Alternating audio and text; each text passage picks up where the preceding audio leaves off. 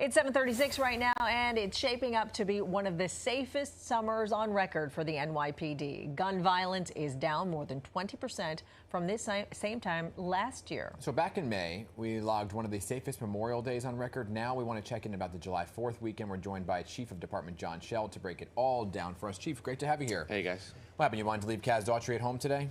Yeah, sometimes he's a hindrance on me. Yeah, usually. It's good to have you one-on-one, you know? But we miss him. Let's talk about 4th of July, right? It was one of the safest on record. Now, there was, whether or not there was no shootings or one shooting, what was the end result, and how did you kind of get to one of the safest? So we define in the police department 4th of July weekend, the afternoon of July 3rd into the early morning hours of July 5th. And we had that was our safest 3 days of July 4th ever in the New York City Police Department. As per July 4th, we had one shooting that was tied the record in 2018. But no matter how you slice it, with Memorial Day now, July 4th, the beat goes on. We're just keeping it safer and safer, and allowing the New York City to come out and celebrate the holiday weekends.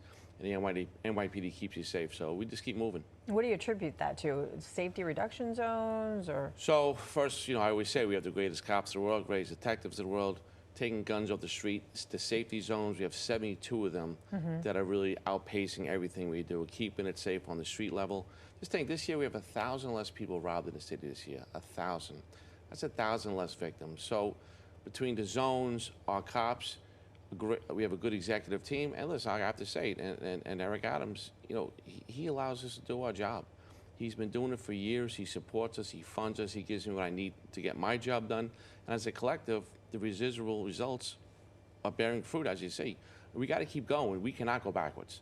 We cannot go backwards. We cannot go back to a police department that was playing defense on their heels, and we can't go back to cops getting water poured on their head and not doing anything. That cannot happen. So let's talk about the story then, right? Because you have seen this reduction in crime. We've had you on talking about the reduction of crime from 2022 to now. But if you talk to a New Yorker, it's not resonating with them, right? And you talk to a New Yorker, they say, well, I don't feel safe. There's a mental health issue on the subways or on the streets. So your numbers tell one story, but it's not. How do you change the perception about that, or just people not paying attention to it? Well, I think New Yorkers are busy. We're moving every day, but it shows like this when you say, okay, in 2022, when Eric Adams took over, look what happened. We're coming out of COVID fully. We got hit with all these crazy law changes from upstate. The cops were on our heels. It was a bad time, and we paid for it. In 2022, crime is up 22%. Now look what's happened. 2023 we stabilized. 2024 crime is down 20, and we keep going in that direction. And the reasons for it, like I just mentioned, we have good cops, a good executive staff. We have good plans and strategy. We move quickly, and we have a mayor that supports us, and that's key. Eric Adams is a Queens guy, South Jamaica, Bayside, Queens. Was a cop, understands it, and lets us do our job. And we got to keep the momentum going, because we cannot go backwards. It's not an option for the city. And I'll tell you what, we could talk numbers all day long. I've had more people come up to me in the last 6 months in very simple conversations. I feel like the city's getting better. That's real. That's Trump. Your perception. Right. Now, I'll talk to a New Yorker who says, I don't feel that the story is accurate because of a mental health crisis that they're seeing on the street or on the subway. So we just have to keep getting the narrative out about quality of life, about crime, mental health in the subways. We've gotten 5,000 people, I see people homeless and people in mental stress, help down in the subways. You probably never heard that number. So I have to get that number out. And we could say transit crime is down, we're going after quality of life, and we're getting 5,000 plus people help in the subways. That's a story that has to be told continuously. And hopefully people come up to you and say, hey, I feel pretty good in the subways today. That's the goal. But they're still seeing it. I mean, as someone that rides the subway, I see it every day, still. And I talk to people in neighborhoods that you didn't hear these kinds of feelings like, I don't feel safe in my neighborhood. It's people that are living in those neighborhoods now saying, I still don't feel safe because I'm seeing it. So it's not just perception, it's also what they're seeing. And when you talk about homeless and people in mental stress, you'll hear the mayor talk about it all the time. We're a small piece of that puzzle. You got to codify in law what everyone's responsibilities. Where are the beds? What are the clinicians doing?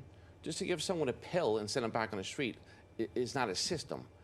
The subway system is not a homeless shelter either. So we're a small part of this, but the question becomes, what's everyone else doing? What's their responsibility? And can we codify that in law so we know this? And that's part of the problem. But yeah, you see it, and it's a continuous daily battle. But the NYPD, we're working hard. Do you remove people?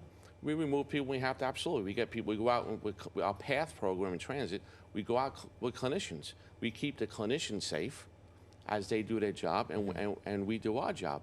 But everything I just told you about, we are understaffed by thousands of cops, which we're very proud of in the police department in terms of how hard they're working. We want to switch gears real quick and talk to you about this latest incident, the 6-year-old boy that was almost abducted. Do you have anything new on that?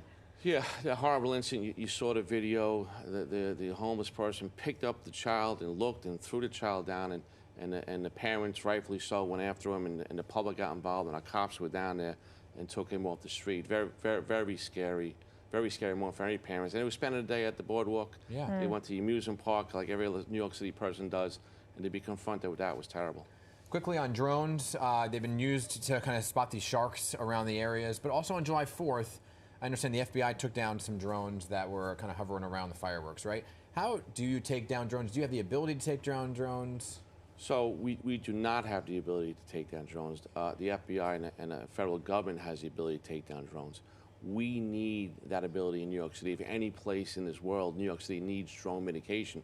Our police commission has been advocating for that recently, as you've seen, and we've been advocating for it. You know, we have any parade in the city, if there's 50 drones flying over top, unless the FBI gets notice to do so, we can't take them down. It's very challenging and very dangerous. So the shark sightings, it's good to have drones. If I'm on the beach with my kids and someone says there's the drone, so many sharks over there, children come out of it. I'm very grateful for that. But the drone program's a game changer for us. We've been talking about it for years.